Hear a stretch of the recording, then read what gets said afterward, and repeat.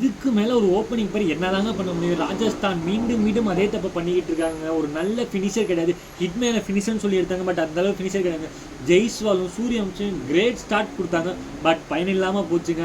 ஆமாம், 220 சேஸ் பண்ணுங்கிறப்ப இந்த மாதிரி ஒரு ஸ்டார்ட்டு கிடச்சும் ராஜஸ்தான் தோக்குறதே வழக்கமாக வச்சுருக்காங்க. சூரியவம்சி பார்த்தீங்கன்னா 15 பால் 40 அடிச்சிருப்பாரு. அதில் 4 4 4 6, 8 பால் 6 பால் டாட்டு அதில் விக்கெட்டு. ஜெய்ஸ்வால் ஒரு 50+ அடிப்பார். சஞ்சீவ் சாம்சன் அந்த அளவு ஓட்டல. ஜுரோ நல்லா ஆடினார். But Rajasthan one second fail ஆகிறது காரணம் அவங்கள்ட்ட நல்ல ஃபினிஷர் இல்லை, நல்ல பவுலர்ஸ் இல்லைங்க. அவங்க ஏலத்துலேயே மேட்சை விட்டுட்டாங்கன்னு தான் சொல்லணும். ரிட்டர்ன் பிளேயர்ஸே மேட்ச் விட்டுட்டாங்கன்னு சொல்லணும். பட் வதேரா கிரெடிட்ஸ் கொடுத்தே அவனுங்க. அவர் ஸ்ட்ரைக் ரேட் போன தடவை ஸ்ட்ரைக் ரேட் கம்மியாக இருந்துச்சு மும்பையில், பட் அது எப்படி இம்ப்ரூவ் பண்ணியிருக்காருங்கிறதுக்கு ஒரு கிரேட் எக்ஸாம்பிள். 70 அடிப்பார், வேற லெவல்னாக்கு. சசாங் கிங், எஸ் அவர் சசாங் சிங் தான், அவர் சசாங் கிங். அவர் ஒரு 50+. கேப்டனாக அவர் தான் செயல்பட்டார்.